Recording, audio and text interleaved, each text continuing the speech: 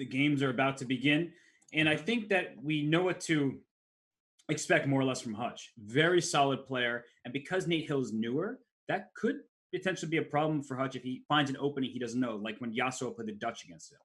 Right. And I also would say even the game against XQC, actually, it was an opening where XQC was hanging on for the first about 20 moves of the game, and Hutch did not get much of an advantage. So I think it is possible that will happen, but we're gonna see right away. So I think the game's started, right? It has Yeah. knight f3, hmm knight f6. Not something you see in these PogChamps very often, starting with a knight out on the first move. Right. So D4, E6, C4. So I assume Nate's gonna play Bishop B4 check here or pawn to B6.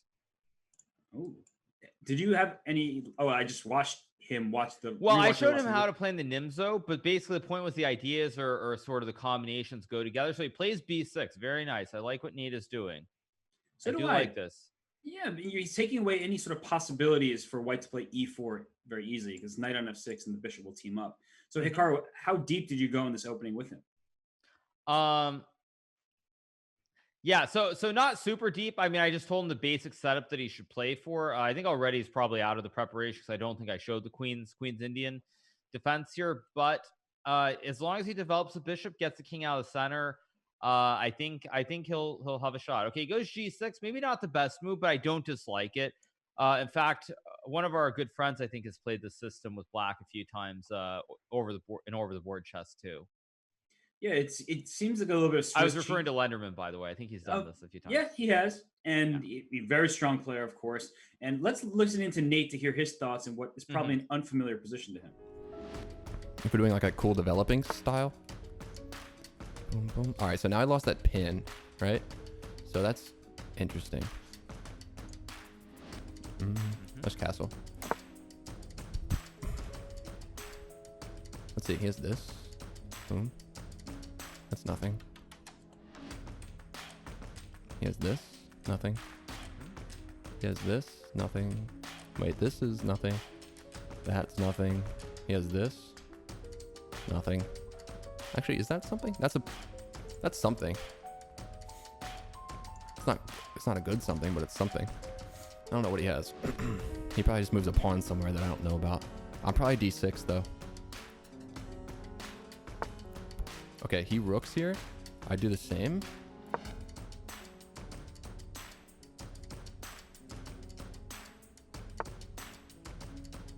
He's got this triple stack.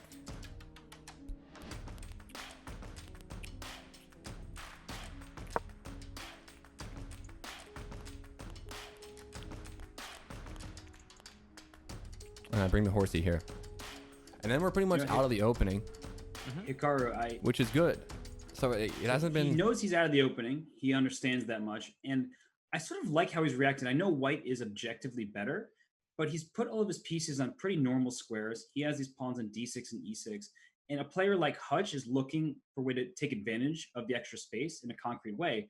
But what do you make of this from this position when we've just left the opening here? Yeah, so I mean, I like the opening so far from Nate Hill. I think this. No, I was hoping you'd play H6. Yeah. I was worried about this. I was worried that he wouldn't see H6. Oh. What's interesting though is he actually had mentioned H6 before. He's like, "Oh, the bishop could come to G5, but I can just kick it." And then I guess he just sort of forgot about his plan to kick it, and now the knight can't move, or you lose the queen, and the pawn is attacking this knight on F6, losing a piece. Yeah, this is kind of rough for Nate. I mean, Hutch, of course, is playing very classically good moves. Bishop G5 actually probably was not the best move, as I think you know as well, Robert, because H6 and then the bishop would have to capture, retreat, and then Black is two bishops. But nonetheless, very, very like sort of classical approach from Hutch. And unfortunately for Nate, he didn't see this idea with pawn to E5, which really I think kind of ends the game sort of on the spot, unfortunately. I think there's one hope for Nate, and that's if he plays D takes E5, D takes E5, and it actually doesn't even work, which is a little sad. You like play some kind of knight takes E5. Oh, right, and then and you hope for the queen trade, but in this particular position, it doesn't work because you take on F3 with check, hitting the king, and then after bishop takes, when you retake the queen on D8, you lose this bishop on B7. So sadly, tactics here don't even work out. Right, exactly. Yeah, this is very true. So how do you, Yeah, and I mean, I think for Nate, it's a tough spot to be in because again, I don't know if he got any lessons or not, but it's very hard to prepare for all these different setups and what Hutch has done playing this Queen's Indian. Like this is not something that I think most players would be able to prepare, let alone know it. So very difficult, very difficult for Nate. definitely, because when you see these D4 systems throughout this tournament, everyone was playing the London system. Mm-hmm. And then somebody throws this Fianchetto Bishop at you, and you're like, wait, what has changed? And he went for still a pretty solid setup with his pawns on D6 and E6 and all that. But the dynamic has changed a lot. And, well, he unfortunately for him missed the fact that his knight has been pinned on F6. Right. I mean, again, this is something that's just very classical. Again, if I saw this without looking at the players' names, I'd be like, okay, this guy with white is obviously somebody who's played a lot of chess. They know to take the center and develop their pieces. And so it's showing how much Hutch has played in the past. For sure. And but he took the queen. But he took first. Nate could have tried to take the knight on F3. yeah, it seems like he almost he did pre-move rook takes the queen. So right. He took 0.1 seconds. He was not even looking for the knight take, but it wouldn't have worked out, but he could have tried it. You're right. Mm-hmm. Yeah, almost. And now it's a clean extra piece for just one pawn. And I think Hutch in particular is perfectly well-versed in converting a position like this. I don't think he's in any risk of messing this up. Yeah, I think the best chance for Nate here is to trade the bishops and then push the pawn to H6 again to try and break the pin. It's very important that he does that. I think Nate has seen the bishop on B7, like he's used to this bishop on the diagonal, so I think he'll probably see that he has to trade the bishops here. But it's certainly an uphill battle. That's for sure. And well, let's listen into Nate once more to see if he can figure out how to proceed here, because it will be difficult, but we should hear his thoughts. There isn't. He has that.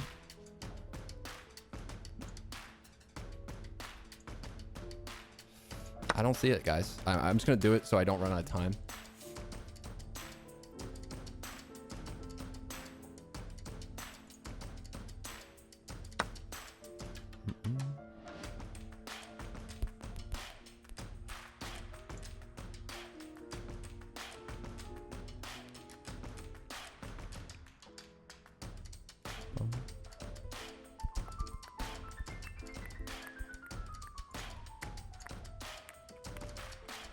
In addition to the classical music, Hikaru, it's cool to see how hard he's working at the board right now. Mm-hmm.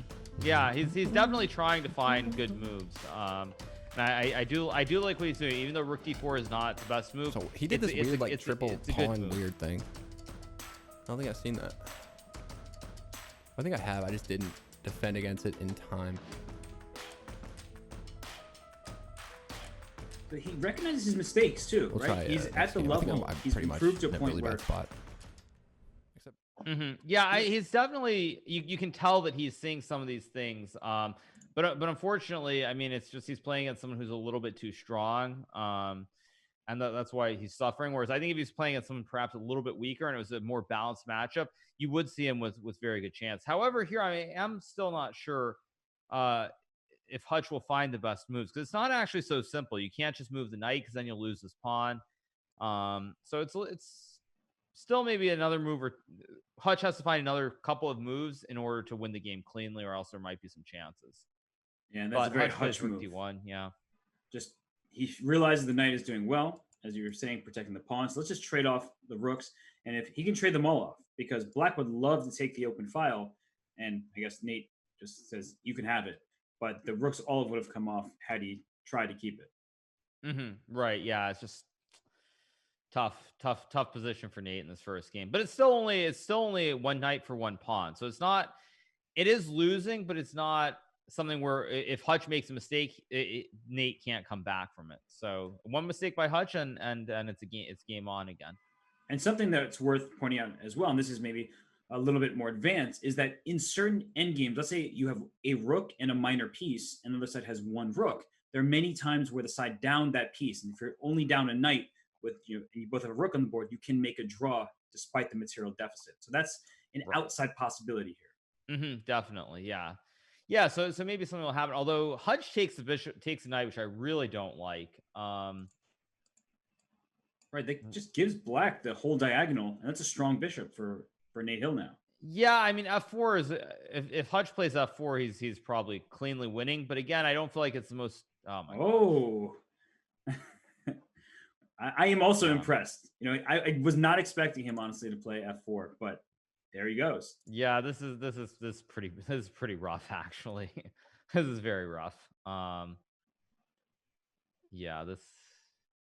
I don't even. I mean, I really don't know what to say. Hutch is just playing great moves. Honestly, that's all you can say. A lot of credit to Hutch because clearly he's put in a lot of work and time into the game of chess, and it really is showing. I mean, the moves he's playing in this game, taking the center with rook e1 e4, playing this f4 move, just very very very good stuff from Hutch.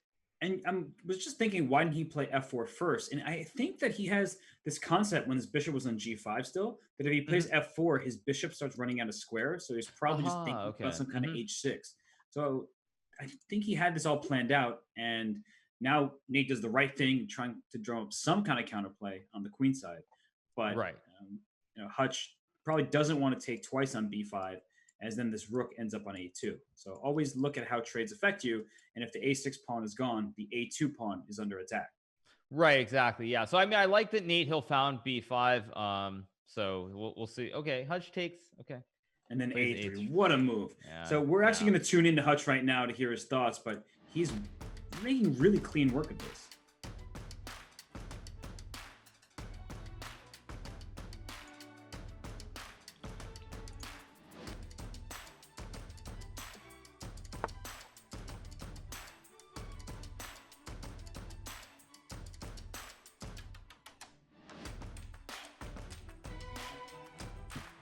Okay, at least Hutch doesn't find 97. I was thinking the same thing. Okay, yeah. At least Hutch didn't find 97. God I think damn Hutch it. just realized it, though. Yeah. He just realized it, too. You can see it. He just realized that he missed 97. Yep. He saw it just after. What a natural and good move, though, 94. So that was not the move. In the center, but when you have a fork, of course, you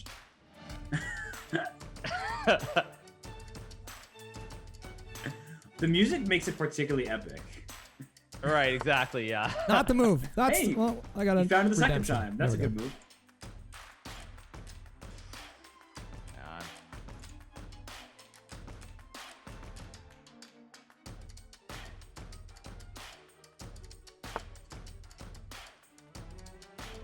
Trades, but Hikaru, isn't this kind of a scenario like I was talking about? Don't blunder. Where if you trade too Don't much, blunder yourself. You only have one piece. There is some danger. Yeah, if you trade down too many pieces, there is some danger of maybe some sort of drawing possibility. So I don't really like knight takes bishop. If Hutch had played rook d7, I would have been ready to inspect his microphone or something. He's been playing an exceptional game so far, really exceptional. But he traded on e7, so he's still much better. But at least now for Nate, with only one rook on the board, it becomes a lot easier to find moves as well, I think. You want to put a rook on the open file.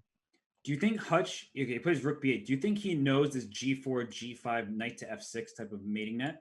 Probably he should have a pretty good idea about it, I'm guessing. Although I think probably here he's going to be focused on trying to win the queenside pawns, would be my guess. Yeah, he goes rook b6, which is a good move.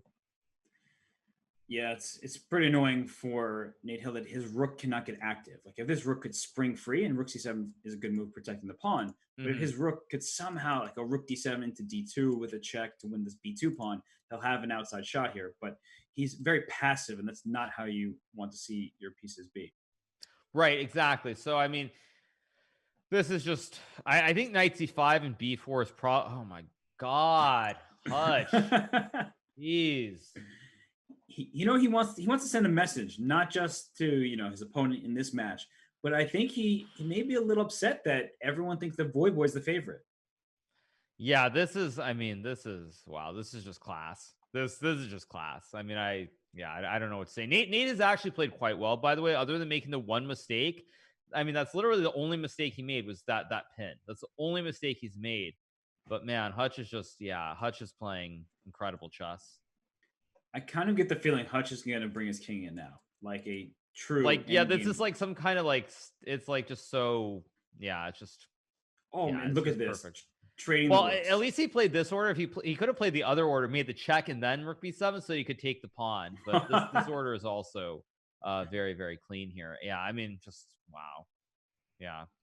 Yeah, Hutch is showing. I mean, I think Hutch is clearly demonstrating why he's one of the favorites in the tournament. Because he's just, almost every move he's played has been very, very good. Maybe not the absolute perfect move, but it's been more than good enough. And it's just been a very impressive display in this game of Hutch's chess skills.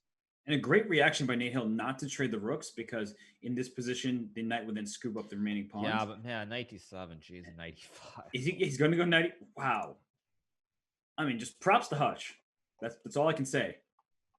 Yeah, no, I mean, it's just, I more than anything, I just feel bad for Nate because he actually has not played a bad game. He walks into the checkmate. I mean, he has not played a bad game. He's just playing someone who's just, just much stronger than him, honestly. Like, he has not really done much wrong. He really hasn't. I mean, he allowed one pin, but unfortunately, like, Hutch is just, he's one of the favorites, and he's clearly showing why. I mean, just, I can't even really criticize any of Hutch's moves in that game.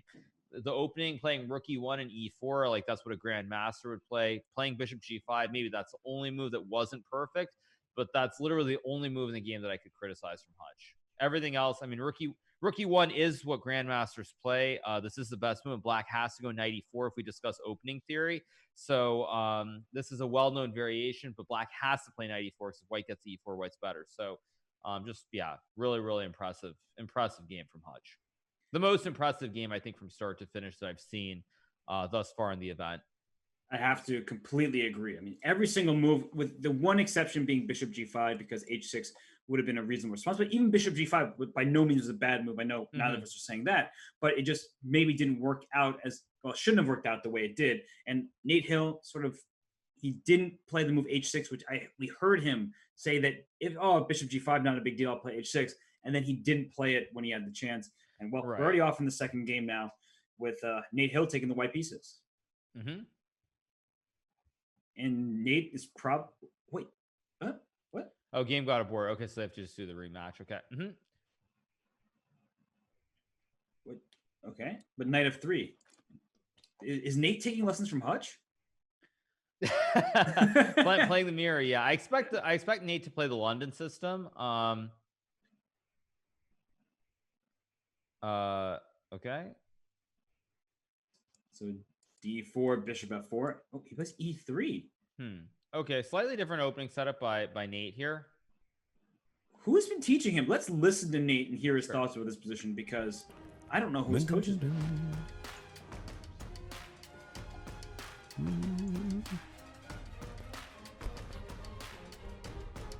He wants to bring to the middle, right? So I want to stop that early. I think that was too early for that. Yeah, shoot. I think I was supposed to be over here already. It's fine. We'll figure it out. I've never seen the Riti open. Not familiar. Okay, so now my... Oh, I do have this stuff. Hey, Car, I feel like I'm watching one of your blitz games right now. Yeah, exactly, yeah. He was watching video of you right before the match, so you're his inspiration. Yeah, I definitely didn't. I haven't, other than coaching Nate before his game against E-Rob, I haven't given him any other coaching. Then I have to push H, and then that's fine. You only need one nest, right? So he calls it the nest. Mm-hmm. Okay, so they're actually playing the same game, but with the pieces, with the colors reversed. Yeah, and I mean, he clearly gets this position. The way he was talking about it, he understands it, but he didn't know the name of the opening, and he's probably pretty new to it. But still, I really wonder what got him into this opening. We'll have to ask him, but it's a good one. It's a very solid one, and as I said, yeah, I think maybe he's just, you know what I'm thinking is maybe he's seeing the mirror because he plays this with black, so maybe he's just seeing the mirror and he tried to play the same opening setup as before. Because the only other thing that I would say is if I had coached him or something, I could see this opening, but I didn't coach him, so I think the only real explanation is that it's a mirror. That's the only thing I can think of. That makes sense. And you do have plenty of videos out there of you playing this exact opening, I'm sure. So it's maybe he was watching, But they're playing the same opening basically with colors reversed now. That's true. He did the same thing, right? The bishop g2, castle, is the same exact position as the first game with an extra tempo. Right. And so I wonder if Hutch has realized that too, though. Now, it's a great question. It is hard for some people to think about the position from the other side, but it is the same exact game with one extra tempo because now Nate Hill's white and he hit the first move. Right, exactly. Yeah. So I mean, I don't think we're going to see the same mistake though. Right. But we'll see. We'll see. Someone says, of course, he realized it. Yeah, I was thinking like Hutch, because he is he's played so much chess. He probably does realize that it's the same opening setup. But this is gonna be fun to see what Hutch does in terms of the setup. And Super Jim Hutch, who is just played a masterpiece in that first game, he is now up by a minute and a half. So Nate Hill, despite choosing the opening, playing a line that resembles the first game, he is now thinking. Then he does fianchetto the bishop. Right. Yeah, I like what Nate has done in the opening phase of the game. Okay, now is he going to play h3 here? It doesn't even matter when he does it, but I do want to see h3 being played at some point by Nate. And that way he can avoid any future e5, e4. We saw him lose to that exact tactic in the first game. It doesn't work so well because the bishop's on b2, stopping e5. But h3 is a very important move and one that I think he should play right away, so he doesn't have to like bog himself down later worrying about it. Right, I would agree with that. Yeah. And actually, this is a great example of, did he have a learning moment? Because they say you either win or you learn. And well, now the knight c6 is played, e5 is incoming, and there it is. Very nice from Nate. I like this. Yeah, very nice move. And just for everybody watching, once you fianchetto your bishop, it means your bishop can't really retreat, because once the bishop goes to d7, it can't go to h5 because the pawn on g6 actually blocks its progress. So you can play this move g4, and the bishop is trapped. Exactly. Yeah. No, this is a great opening so far from Nate. I like what he's doing. And here he's probably going to play d3, I assume, or d4. My concern with d3 is that maybe Hutch will go queen to c8. I hope he doesn't do it. That'd be really nasty. Queen to c8 might already be really good for black. Yep, putting that pressure on the pawn on h3, and then the king would have to go out to h2 to defend it. But then you would knight g4. You're the devil, Hikaru. So let's show that. And he still has it. So queen c8. Yeah, he still has it. Hopefully he doesn't see it, but because these bishops are staring each other down. So you should always think of a way to get your piece out the way. And let's listen to Hutch to see maybe if he's thinking about this exact plan.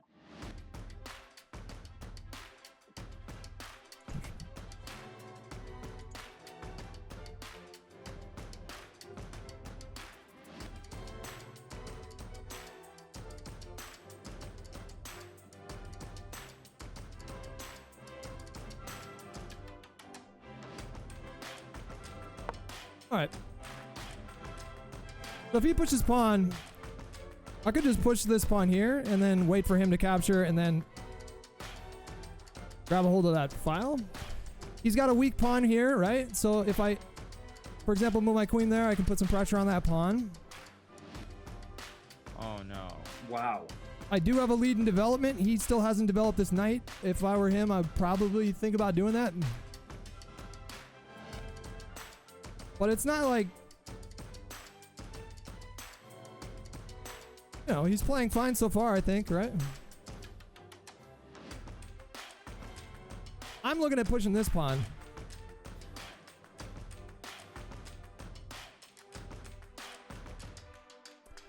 Also, queen here is like an interesting move, maybe with the idea of like... Yeah, you know, no, like he's that. definitely played quite a bit. Yeah, it's... This is a very tough matchup, I think, for in general for Nate, certainly. But he plays e4, which I really like. This is a good move. He's playing in the center of the board. And the good thing here, I think, is that now Hutch won't be able to get this idea with queen c8 because there will always be a pawn push to attack the knight on f6. So fortunately, Hutch is going to have to probably... I actually don't know what Hutch should do here. It's not... Taking the pawn and playing e5 does not really feel very natural. It's probably the best way to play as a human. But... objectively, Nate is doing quite well here after the pawn push. Yeah, it's a very good decision. And we heard Hutch talking maybe about, I can play e6 and then allow Nate to capture man d5. And so he's waiting for the pawn tree. He doesn't want to release the tension. But he also mentioned this queen c8 idea. And as we're saying, e6 blocks that entire option. So the bishop on d7 looks bad if you play e6. And that's what makes it hard to play. Yeah, so I mean, but I'm very happy with the way Nate has played because he's playing something that he doesn't understand. I mean, like he's seen some of these setups, but he's not super familiar with them. So the way that he's playing this opening has been fantastic, and I really want to see how Hutch responds to this because I think certainly if Hutch has a bad reaction to the setup, what would happen is that is that basically it's something that I think his opponents might prepare for. Now Hutch plays Queen C8, which is actually a very bad move here because White can push the pawn to attack the knight. Come on, Nate, just do it. Yep. Oh, that was you, Robert. That's me. You who made E5? That's me. I'm just showing your idea. Shame on you. Stop getting my hopes up. I'm sorry. I blundered queen. Sometimes they have to make good moves as well. So E5 would be a very good move. The knight on F6 doesn't have many squares to go to. In fact, there's one safe square on H5. And you know what they say about knights on the rim? Knights on the rim or grim, yes. And usually they call them dim, but I like to think of them as grim, and then people get mad at me because they're like, "Oh, grim is a good thing sometimes." I'm like, "What? Have you seen the Grim Reaper? Like that doesn't seem good." Right, exactly. Yeah, come on, Nate, just do it. Come on, Nate. Come on, E5. Would you think that it's an easy move to find? No, I mean, I think the thing that's hard is probably he's probably not used to diagonal, so he probably doesn't realize the pawn on H3 is hanging. Wait, was that me? No, he did it. Yes, come on, Nate. Come on. Let's listen to him. I thought that was me accidentally making the move, but let's. But I just wanted to do something. Very nice by Nate. Starting to think now.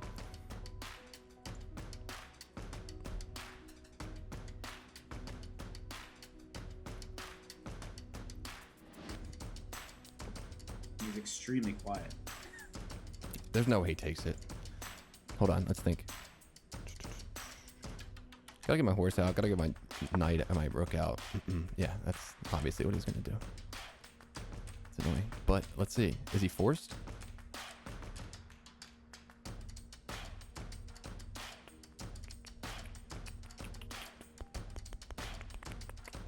Is there any way I can force him to do something? Just develop?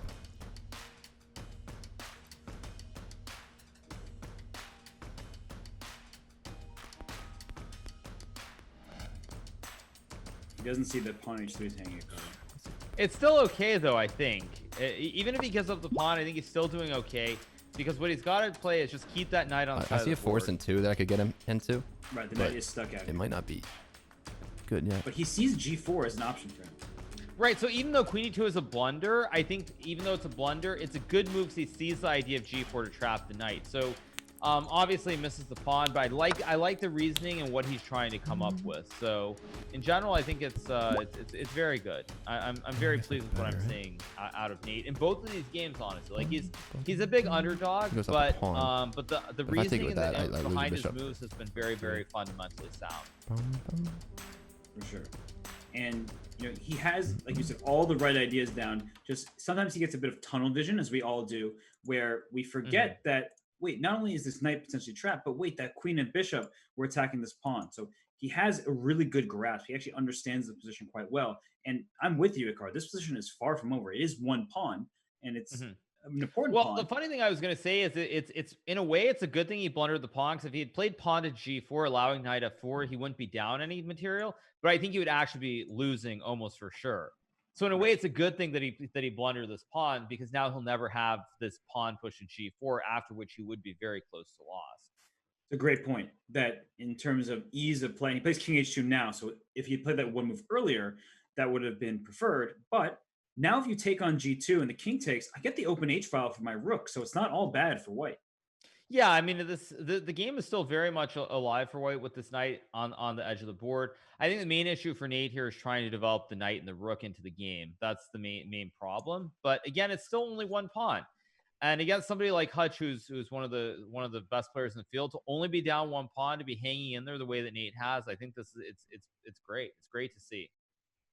Agreed completely. And one thing I would say in addition to all that is that from Hutch's point of view, he knows he's the favorite, but he also knows that his knight on H5 isn't comfortable. But sometimes you play a move like F6 or trying to desperately free up that knight, and those kind of moves can backfire. While it does help the knight, it exposes your king a bit more. So you have to be very careful before ever pushing this F pawn, because then your king on G8 at least will feel a little bit of heat. Right, exactly. So I think, I mean, I think this Nate's done a great job. Queen f5 is a fantastic move from Hutch here. And now really the only move that I think probably keeps Nate in the game is probably something like knight to a3, but it's a very hard move to play. You put the knight on the edge of the board. I think most players have been told not to do that. They've been told you want to bring the knights towards the center. So I think okay, queen e2 is not a bad move either, actually. It's not bad at all. I kind of like this move as well. This is good. Yeah, he protects this pawn e5 another time so that he can actually develop the knight to c3 now. Right, exactly. Yeah. So I like what Nate has done. Again, both games. First game, the one mistake, the bishop for the pawn, but here, like one small mistake and it's only one pawn. And probably against Hutch, it's going to be too much. But it's great to see considering how strong of a player Hutch is. Yeah, and Hutch has to find these good moves, which he has been finding, like queen to f5. But it's not such an easy position for him either because there are no more clear targets to exploit. So he'll have to actually come up with a plan rather than just like piling up pressure on a single piece. Right, exactly. And again, this is where it's going to be very hard for Nate. Starting to get a little bit low on time. He's got to find a way to bring. Guess he's got to find a way to bring the knight. Unfortunately, yeah, this is a natural looking square, but it blunders the pawn on c2. Although I guess he's still in the game because with this knight still stuck on h5. Okay, now he goes knight h5. Okay, or queen g4 rather. Okay, come on, Nate. Queen e4. Let's see. Queen e4 would be an excellent move. Yeah, I mean it's very hard. I mean, if Nate sees queen e4, I'll be really, really inspired. I'll be very inspired. And I'm guessing that let's listen into Nate because I'm guessing he sees that knight f4 check is a threat, but let's make sure that he comes up with a good response. I can do this. Oh, poor Nate. Poor Nate. Oh. Tough. Very tough. Oh, he's got me forked there too. Yeah. Very tough. Damn. Yeah. What could I have done better there? I think the time pressure queen got to Nagaro. instead of the horse. Yeah, I mean it's very hard. I Obviously, lose it's my pretty queen. new to game. It's not Shit, an you're right, I could've queened. obvious idea, but yeah, very tough. Unlucky. And he just said it. He just said, Not I much could I have put can my do queen now. on e4. He recognized his mistake. And Hutch is probably going to see the checkmate in 2 as well. Yeah, I expect Hutch to see the checkmate. Yeah. Queen h3 check. The king only has one move. And then queen g2. There he finds it. See, that's the thing, as we're talking about, playing Hutch is so difficult because even when you're playing really well, when Hutch plays his best, he just has that experience and he doesn't blunder very often. Right. That's very true. Yeah, Hutch is just like, yeah, really. I mean, what can you say? What can you say? I mean, very, very well played by Hutch. And actually, I mean, honestly, in terms of Nate, I have to say, even though Nate loses this match, this has been very impressive on his end as well. I mean, really, the difference in both these games has been one blunder. Like, and in this game, it was a small blunder before the knight f4 pin. So I think Nate has definitely met my expectations in this match for sure. I think for me, he's exceeded them because you know you're right. It's just one little blunder, and it just goes to show that Nate's progress is very legitimate. And it also goes to show what the next step will look like. Where these little mistakes against some players that were just starting or newer to the game, they may not be devastating, but against Hutch, there's no coming back from it, and there's a resignation. So Hutch wins the match. Right. Exactly. Yeah. Yeah. And I mean, just also, let's go back to this game a little bit because we liked how Nate played early on. His decision to kick this bishop away from g4 with h3 was smart. And I think Hikaru, he understood that the bishop couldn't belong here, but at the same time, he maybe didn't know how to meet this kind of queen c8 and eventual attack on the pawn. Yeah, I mean, it's again, this is pretty far into the middle game, and I think it's just a matter of playing against someone who's, I mean, just had a lot of experience in chess. But the fact that he found pawn to e5, I was very pleased by. I mean, one pawn, that king h2 move, really cost him the game. Although he had that chance later with queen to e4 as well. So I mean, I'm very proud of the way Nate played today in both these games. I mean, this is he's playing against someone who is at least 500 points higher rated than him, who's probably had several years more worth of experience. And the fact that he was able to hang in there for as long as he did, and really, I mean, just it came down to basically 2 mistakes by Nate. I mean, he should be very, very pleased with the way he played, because it was fantastic to see. For sure, and also that he recognized his mistakes. In this game, he played h3. In the first game, he didn't find that move to take the bishop. Right. And then after he played knight e4 and he lost the queen, he's like, oh, maybe I should have my queen there. But we are going to take a quick break, and when we return, we will have Hutch and Nate Hill and talk to them about their match and hear their thoughts. So stay tuned, everybody. We'll be right back with the Chess.com PogChamps.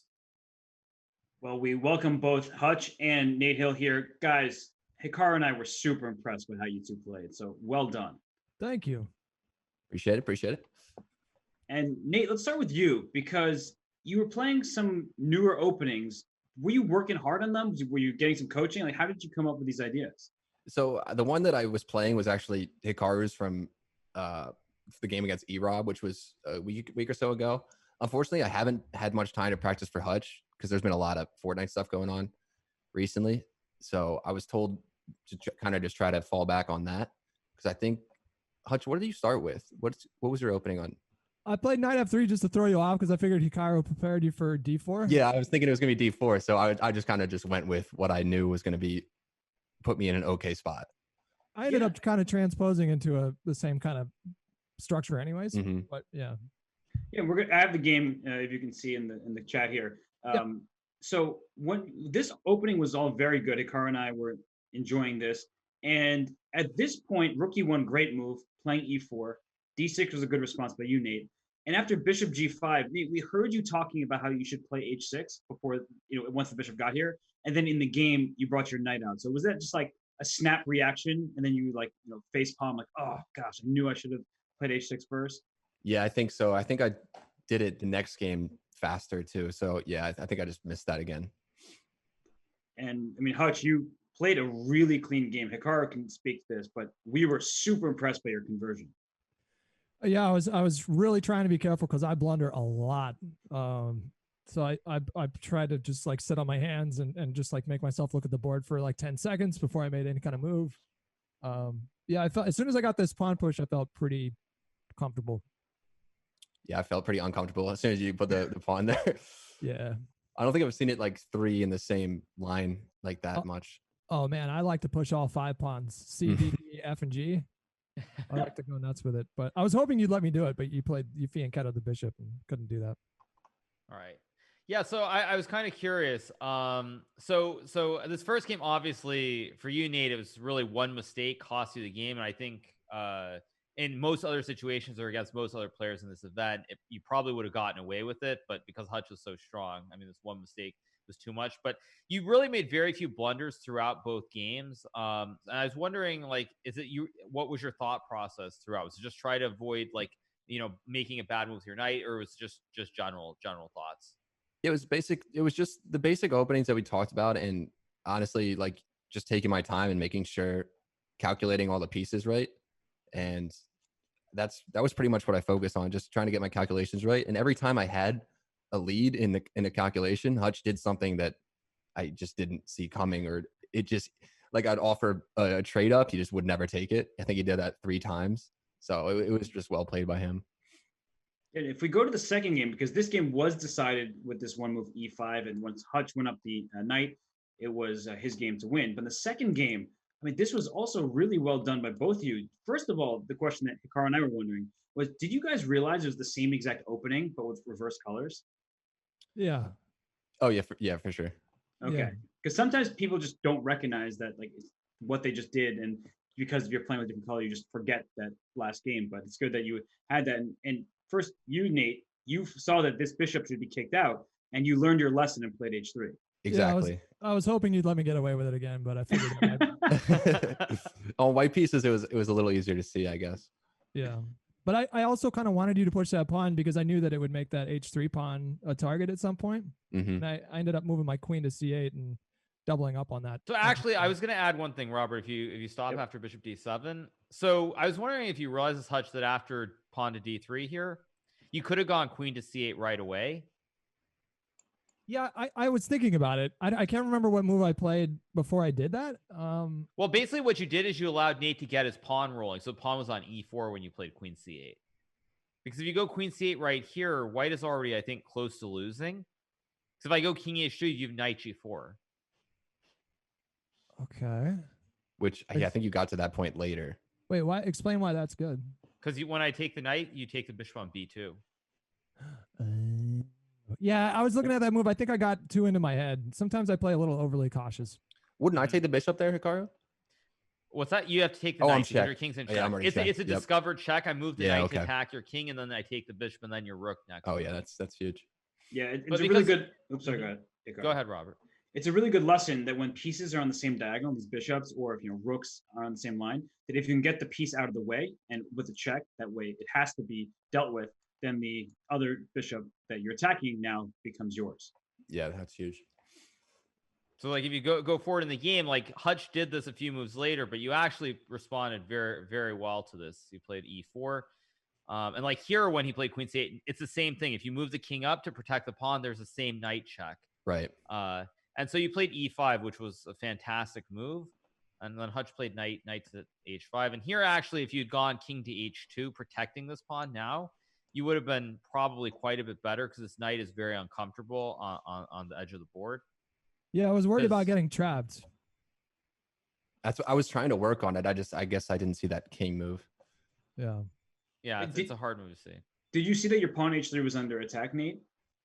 Yeah, I did. I started thinking about something else. I forget what I tried to get your knight trap. Basically, that's what I was going for. But I was going to do it in 2 moves, but you did the bishop and then kind of screwed me. Right, because like if you go queen d2 and then you just make a random move like a6 or something, then pawn to g4 does trap the knight because your queen covers the one. Exactly, that's what I was going for. But I think, yeah, I was worried about. I was worried about him moving to queen to d2 because I would have had to move my bishop and then move my knight to like a really unnatural spot on g7. Mm-hmm.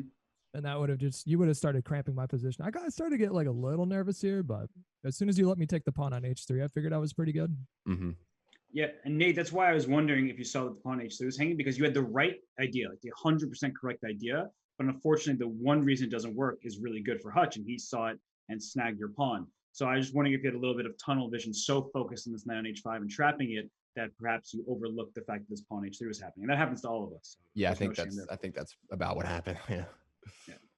And I mean, honestly, and after that, you came back pretty well because it was not a clear. You lost a pawn, but the game was not over by any. Yeah, it was only down 1 pawn, but then I made a huge, stupid mistake with I saw my horse over here doing nothing the whole game. Sorry, knight, and I just I just want to get him out and do something, and just made a huge mistake on the next move.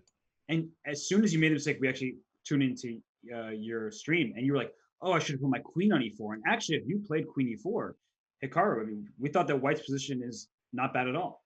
Yeah, because even though you're still behind by 1 pawn, the knight is stuck on the square on the edge of the board, this h5 square, and the knight can't really get back into the game easily. And so it still would have been quite an interesting game if you had found this move. But even though you didn't find the move, I thought most of the ideas you came up with in both games, other than the very slight blunders you made, were it was very impressive, and it was great to see because you followed the basics and you really did get your pieces developed, and you were just playing in the middle game. And I mean, if you had been playing against someone perhaps not quite as strong as your opponent, maybe the result would have been different.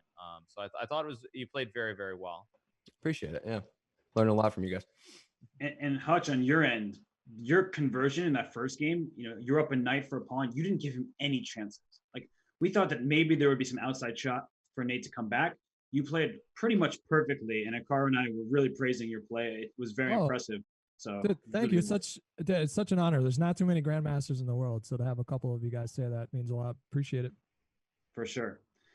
Well, enjoy your stream. Thank you so much for taking part. And Hutch, we'll see you in the next round. Nate, I hope you keep playing chess because you really have improved so much since you started. And for sure, man. I hope we can do more of these. This has been really fun. Really appreciate it. Yeah, good games, guys. Thank you. GG, Hutch.